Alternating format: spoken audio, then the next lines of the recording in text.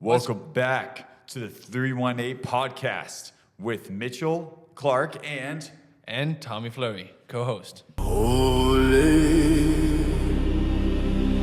holy, holy to the Almighty.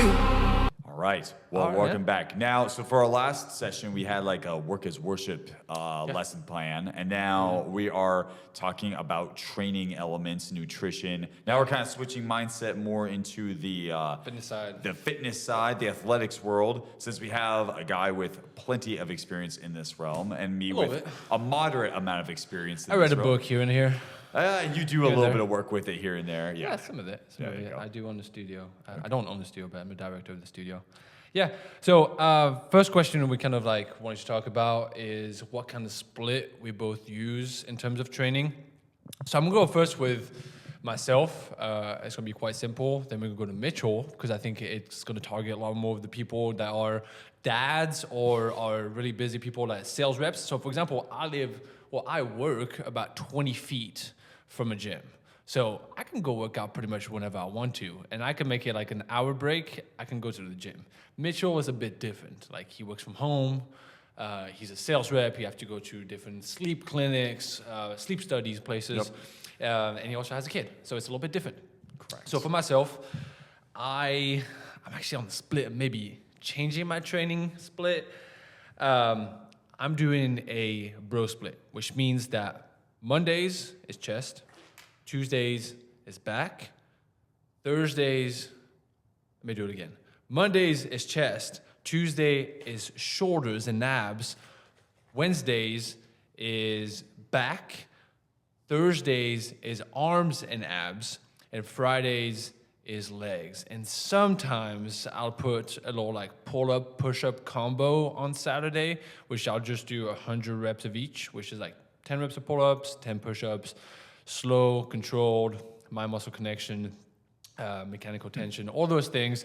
It's just to add a little bit more volume for my chest and back, which is my two lagging muscles, I would say, in my body. So the ones I'm trying to put on a little bit more volume. I'm on the split end right now, just like wanting to do a push-pull leg split. It's kind of tough because then I'll have to like... It's a 6-day split. 6-day split. So it requires a lot more time, which I don't have that time. I'm married. We have a lot of obligations in terms of church, in terms of friends, in terms of things going outside of work, hobbies, and different job opportunities and things I do.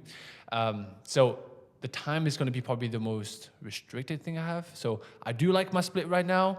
Could it be a potential of me adding more hypertrophy through doing the push-pull legs? It might be, and the research is showing that way, but we're going to wait a little bit for that. But before that, I want to just jump to Mitchell. What is your split right now? Well, before we get into that, actually, I have a suggestion on the push-pull leg split. You could do push-pull legs upper lower, potentially.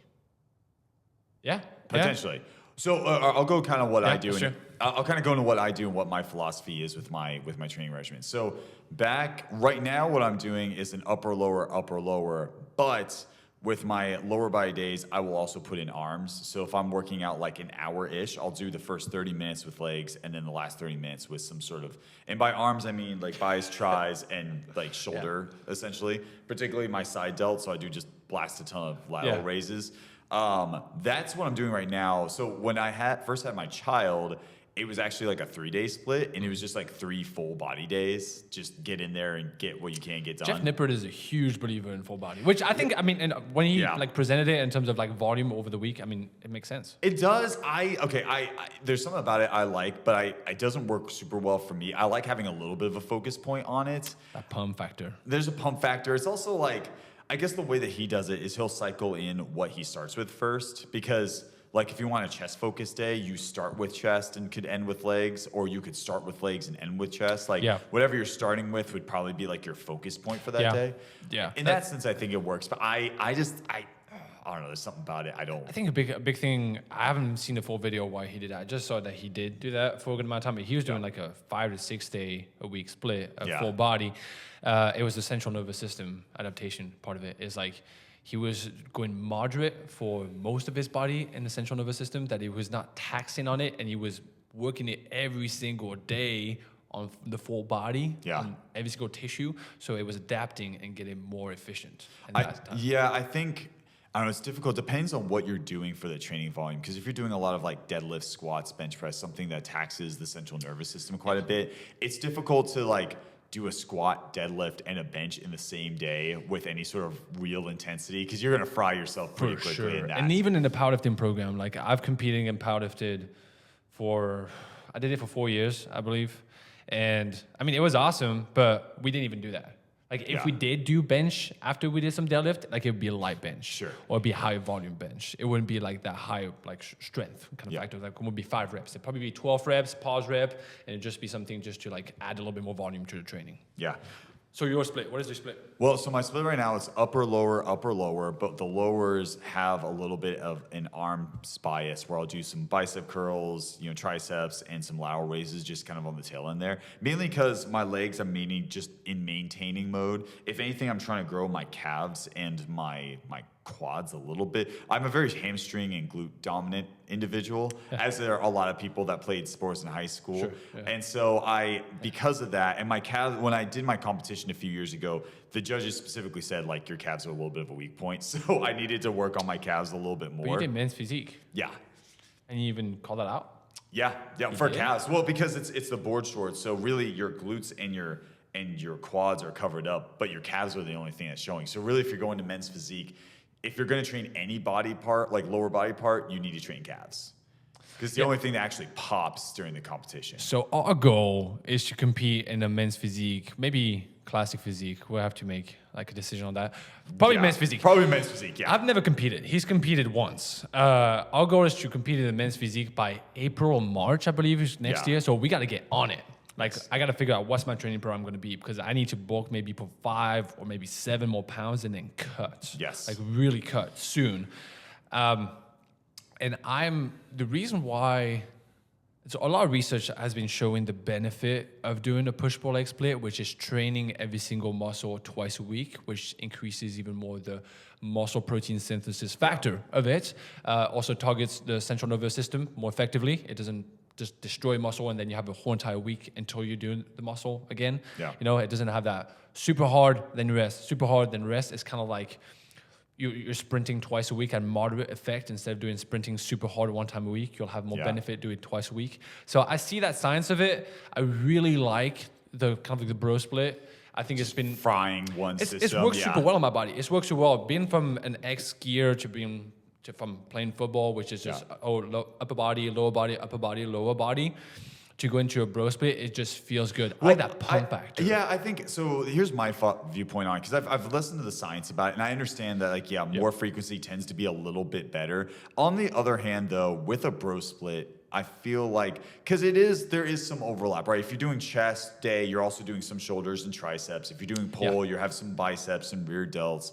Legs is obviously legs or whatever. But I feel like there is a little, and I was thinking about, and you and I were talking about it beforehand, which is this idea that for a lot of people that were athletes in high school and college, in athletics, your legs are definitely a driving factor, especially in skiing or something like that. Like skiing, I mean, the only thing we did was squats. Like we did squats, we did a few like hip thrusts, we did some box jumps. Like everything was really lower body dominant because it's the dominant muscle you use, right? Well, and that's the thing. Is like when you're going into bodybuilding outside of like a more athletic profession or an athletic background, you're probably coming in with a pretty leg dominant physique anyway. And one thing about the bro split, it's a pretty upper body focus. There's some overlap across the way. So I think it can be really good. I think if you're a guy that's been in athletics for a long time with really strong legs and you want to just really hammer the upper body physique, I think doing a cycle or 2 or even a year of bro splits a perfectly fine option. And it's fun. The research that I showed, like that I've looked at, it said that if somebody is doing a bro split, it's excellent for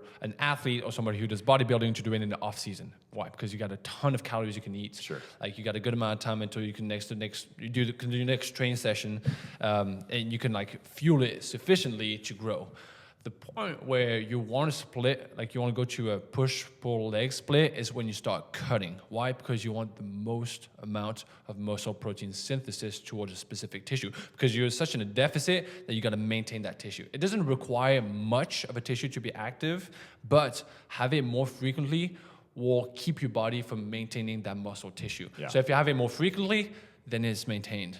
If you have it less frequently, then your body's going to be like, I can give it up more. Well, I think it's also when you're calorie deficit, you're operating with a little bit less energy too. So I think being able to keep, if you're doing like 20 sets of chest in a single session on a calorie deficit, by the time you get to like set 10, 15 of anything, you're going to be super gassed. And this kind of gives you an opportunity to kind of keep that intensity by splitting everything up over time.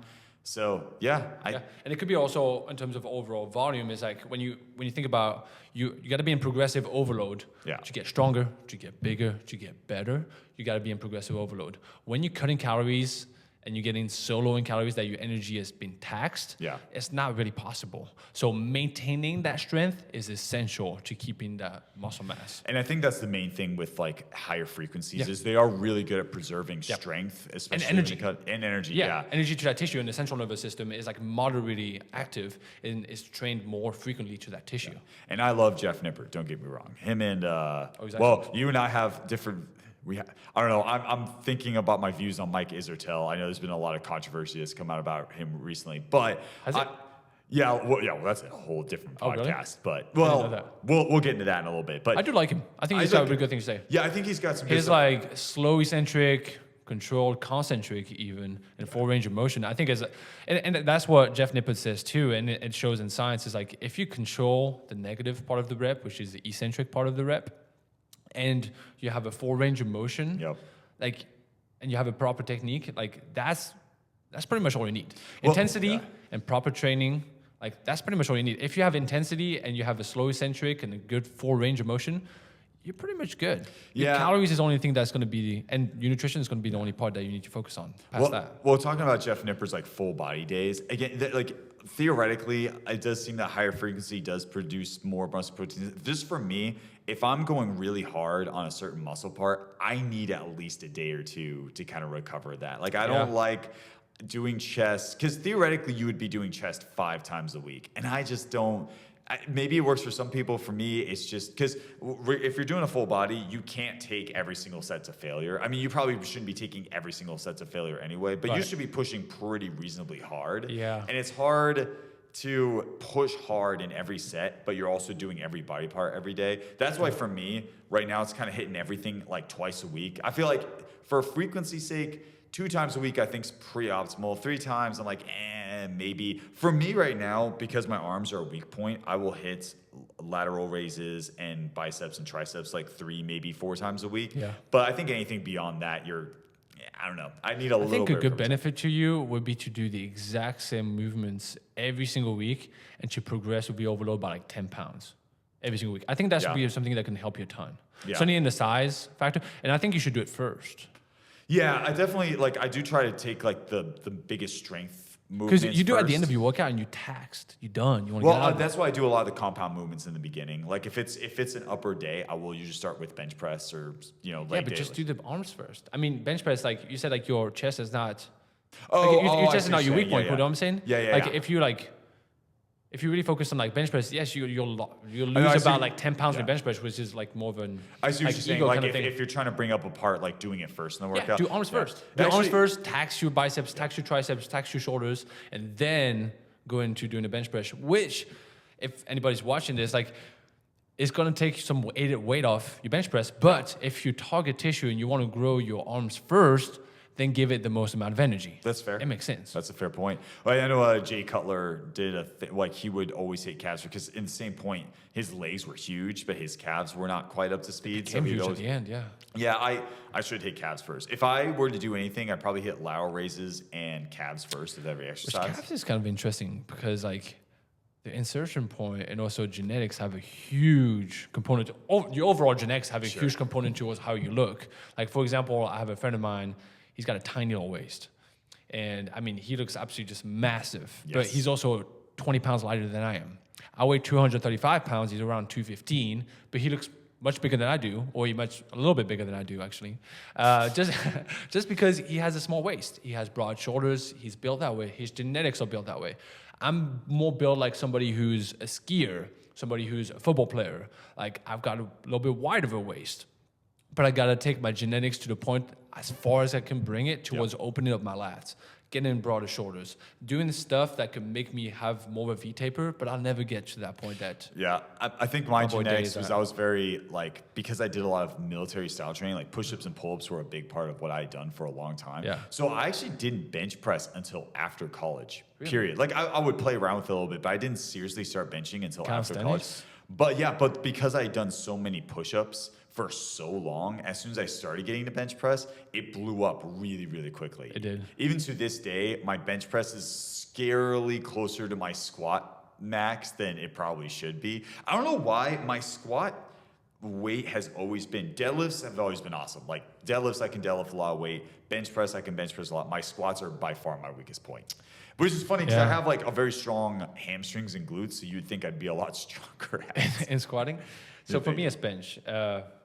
I struggle to bench. Like I'm still around 335 pounds bench right now, pause rep probably. And yeah, it's been a struggle for me just because like my arm length, like I have a 6'5" reach. Yeah. Like I have very long arms, and I can't use that as an excuse. And to be honest, like I only bench once a week.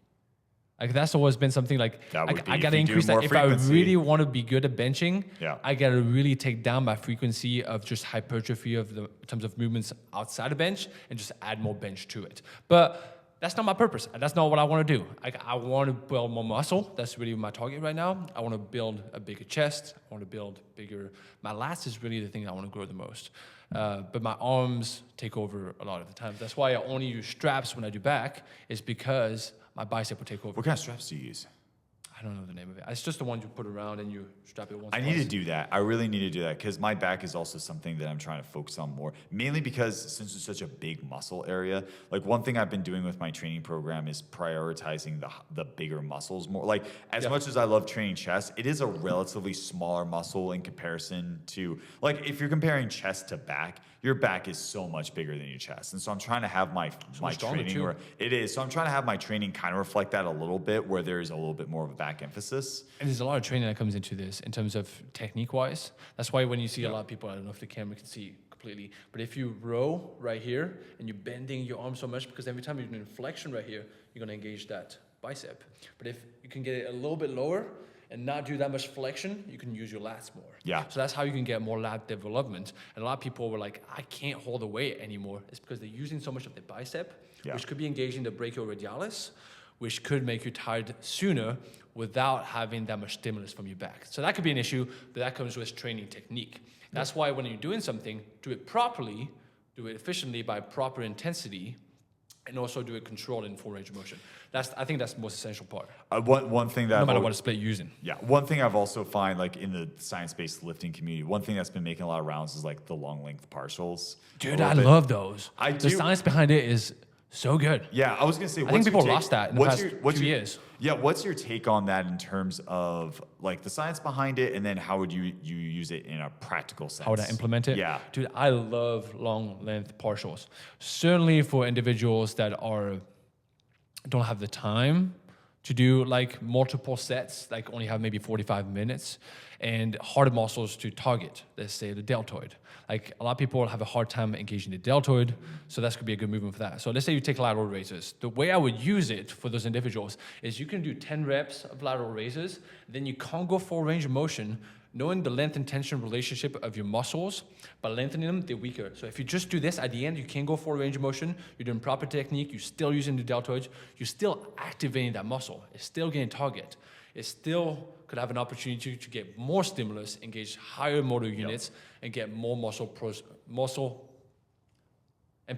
protein synthesis afterwards, that activator afterwards. So by doing long length partials, you can kind of like engage higher motor units, target them more, grow more muscle by doing that. So that's why I love it. It's just because it enables you to do more with proper technique, with proper muscle activation, and just higher intensity overall, which all promote muscle growth. Yeah, so that's why I love it. Yeah, I've been using it more as an great. intensity technique, where if I'm doing a set, I'll end it. Where if I can no longer lock out, then I'll just do like the half reps until I reach failure. Up until the point it gets to like a quarter rep. Like there's a point where the partial rep's like, okay, all right, I'm that. That's the only annoying thing about partial reps in the long length is like, when do you terminate? Because I mean, at some point, like if you're doing a bench press, like yeah, if you can't lock out, you're done. But then you start getting a long length partials.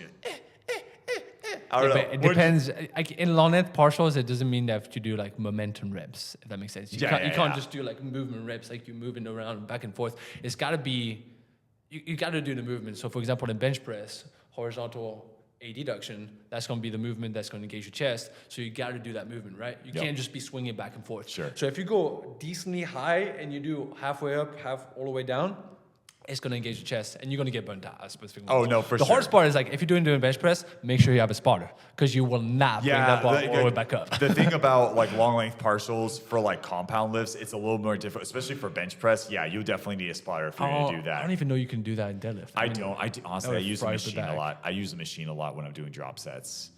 Really? Just because it's safer when you're doing a drop set. Because the other thing about drop sets is like in long length partials, you gotta be really close to that failure point anyway. And so if you're like that close to failure and you're on like a squat or a bench press, you're looking at higher risk of injury. So I like to try to stick machines when I'm doing like those sorts of stuff. I agree. And that's why a lot of people, when they do long length partials for legs specifically, they'll do the leg curl and the leg extension. Yeah.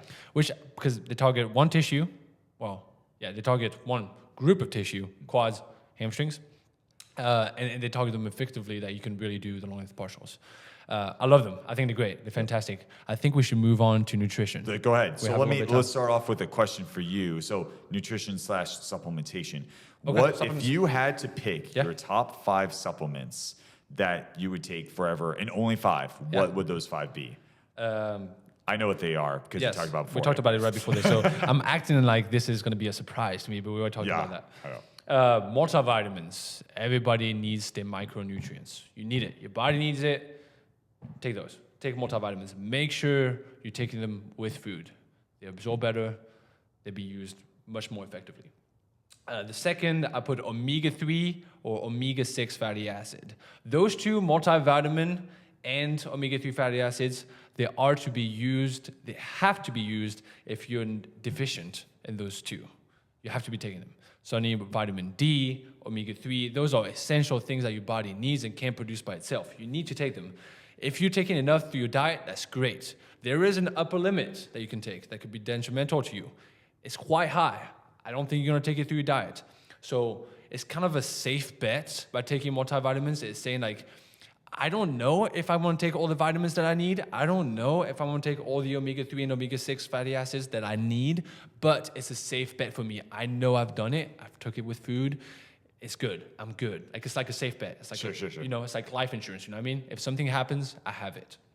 The next one, which I know, is the most studied supplement on the market, and it's been there for centuries. And now there's more benefit to attention, to longevity in terms of neuromuscular connection, in terms of memory. Is creatine.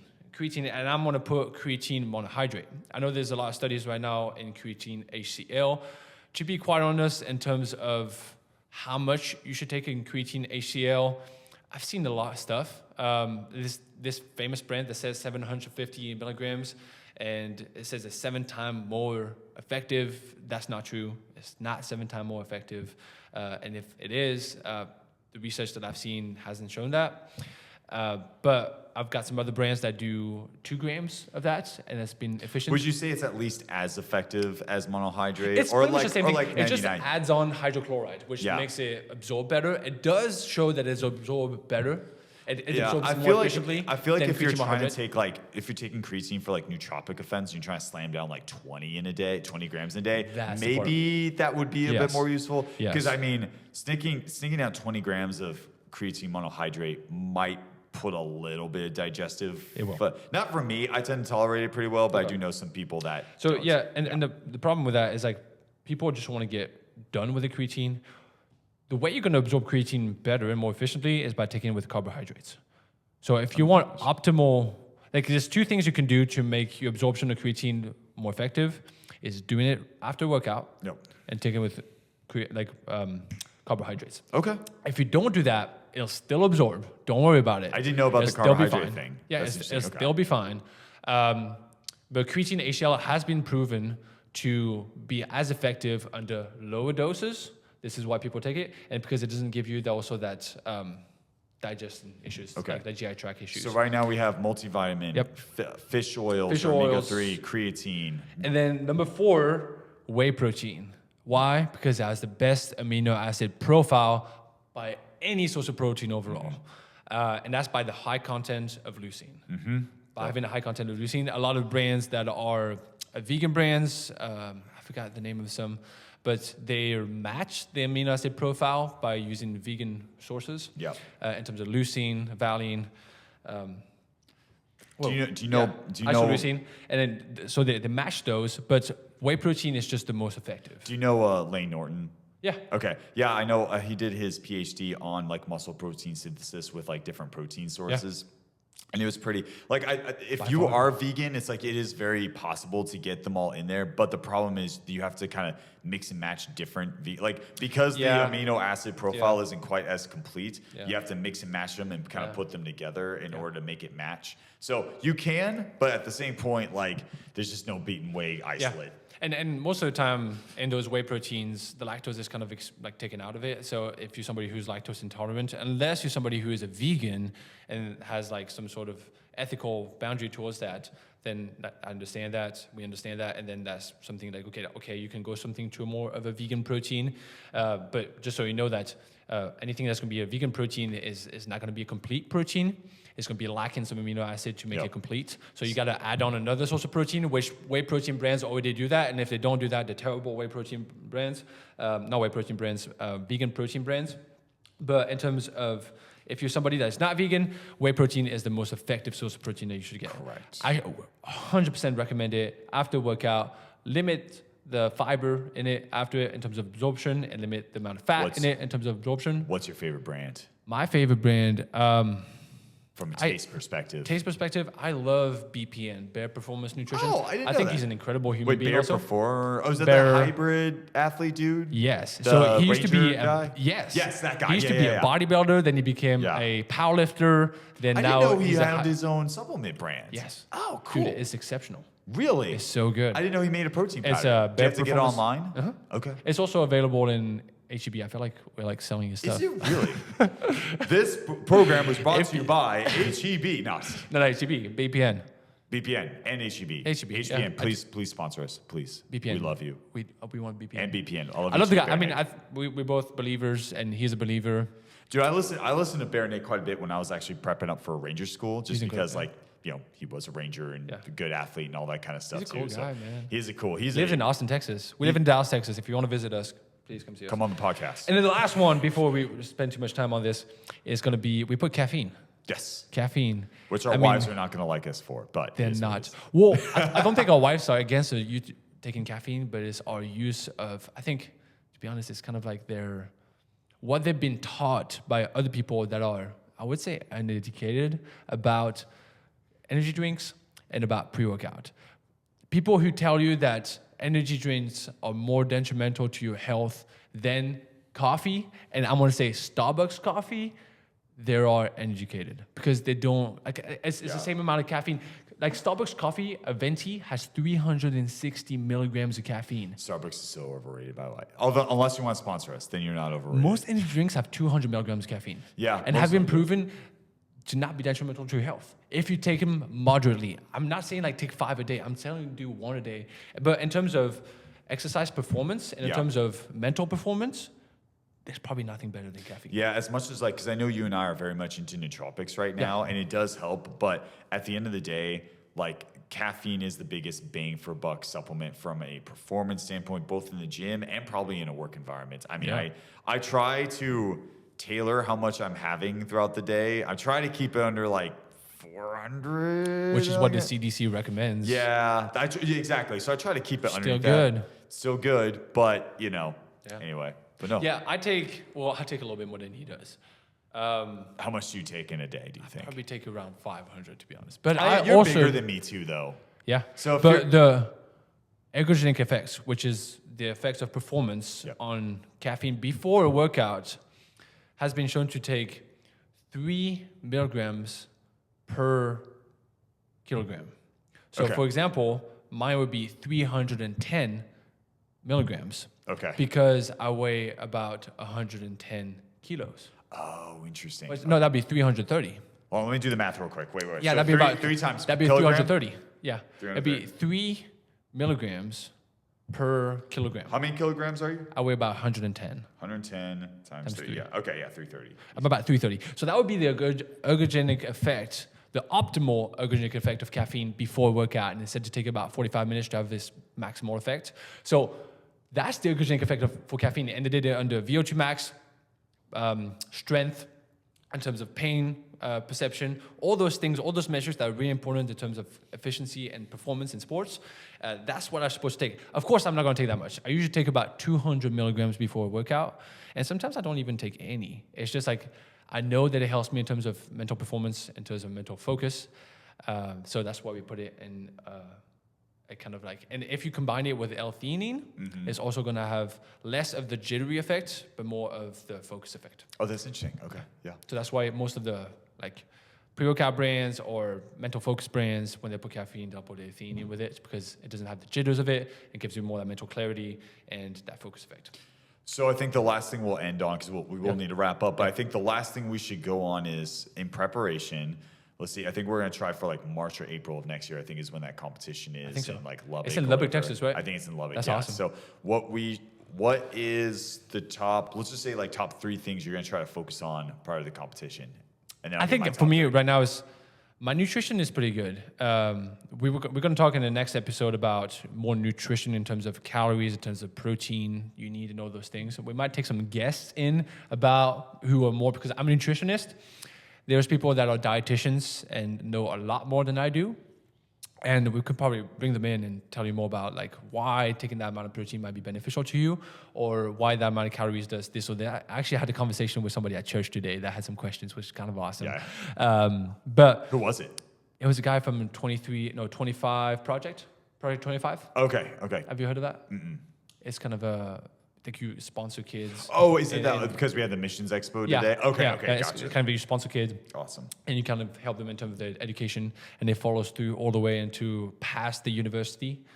So a lot of the projects that happen, that when you sponsor a kid and give them like food and resources and education, it'll stop when they're 18, but a lot of times like they can't go to college after that. So usually like Project 25, it's a Christian organization, they'll follow through with them all the way until they pass the education of college, which is kind of awesome. So like this to have education and take a job. Cool. So yeah, an awesome ministry. But I talked to the main guy over there, and he had some question on nutrition. So we can dive deep into that with more of a dietitian in the future. Okay. But I think what I'm going to focus on is going to be what kind of split I'm going to use, because I got to nail down my whatever program I'm going to start right now is probably going to be my program until the competition. Okay. And I think that my training split, if I can optimally do that, I also got to find a perfect time that I do every single day. Like I keep switching in like morning, afternoons. I got to find a time that I really work out. With your job, that'll be probably a little difficult to do. Yeah, every single time, I work 12 to 15 hours a day, so it's a little bit difficult, but yeah, I get it. What about you? Okay, so my top things on the last competition, the 2 things were my calves needed a little bit of work. My arms were a little bit smaller. My chest, back, and abs were pretty okay, but I was not nearly as conditioned enough. So last time I was in the military and I went from 190 to 160. And I did that in like a 3-month period, and it was extremely painful. And I think I lost a lot of muscle mass, like more muscle mass doing that, because it was just like a straight cut all the way through. So I'm going into this new year at like a target weight of like what I'm trying to go to. And that way, when I do the cut, I'm not cutting as intensely. So what I'm going to try to do is incorporate more diet breaks where I reach a certain threshold, and then I'll chill there at maintenance and kind of build my strength and my muscle back up, and then do another mini cut and then kind of maintain. That way I'm not just straight cutting for 3 months straight until the competition. Yeah. So that's actually just good. I mean, you're at the size that you want to be. You don't want to get much bigger. Well, you kind of want to maintain what you have and kind of cut, right? Well, Correct? yeah, kind of like that. I'm cutting to some extent. Like right now, actually, I just reached like my target weight of like what I'm trying to get to, which I reached faster than I probably should. So that's probably not a good thing. But it's fine because now I'm done. In terms of bulk? No, in terms of cut. Oh, really? Yeah. Well, I was trying to get a little bit of a cut in before the holidays because I know as soon as Thanksgiving and Christmas comes around, that's going to be hard. Might be a hot take, but I'm not a big Thanksgiving guy. I usually just eat the turkey and pie. Well, again, that's all I'm going to do too. Turkey, a little gravy, a little. Anyway, so the top things. nail down my conditioning a little bit better through diet breaks and kind of take a more like programmed approach to it. Focus very intensely on the lagging body parts, and then the third point is just kind of. Oh, yeah. The last thing I'm gonna do, I'm going to stop cutting a couple weeks prior to the competition and start kind of like because what happened after the competition was I started eating again, and 2 weeks afterwards, just everything just blew up. Like I remember I was in the gym 2 weeks after the competition, after I started eating again, and my veins were just exploding. Yeah, but you want to target it a little bit closer to 2 weeks. I think you should target it maybe a couple of days before. No, What if you get a coach? Because we probably do need a coach. There's going to be a certain point that your brain is going to go against you in terms of diet. No, well, it's good to. I'll probably do a week prior. Well, because I didn't fully dive into like a surplus afterwards. I just slowly started reintroducing carbs back in. Yeah. And to the point where I felt like good. So, and I looked better 2 weeks after the competition than I did the day of competition. So probably like a week beforehand, I'll stop the cut and I'll just slowly start introducing carbs back in. I'm not going to do the whole hydration, like water cut, like all this crazy stuff that other people do. Yeah, you probably would. That's bad. You probably would. I'm too old for this, man. I'll probably take my body to the absolute limit that it can. All right, screw it. I'll do it. The next week, my brain is probably going to be like, what the frick are you doing right now? But it's going to be awesome. I think it's going to be also a cool kind of like testament to us in terms of believers that we're going to bring our bodies to such a limit that our only source of strength would be God. Which I think that'd be cool. I'm going to see how my body's going to react. It'll be kind of like a fasting element to it. Sure, I can see that. And if you use it, like we said last week in our last episode, that worship in your work, not worship your work. Yes. And worship God through your work and make him the glory through the job or whatever you do, with what your passion is. Like, I think it'll be a cool testament of like keeping him first and doing all the things that we do in that prep for his glory. I think that'd be awesome to see how he's going to move through us. Yeah. All right. Well, I think that's good. We'll wrap it up for now and see you all next time. Boom.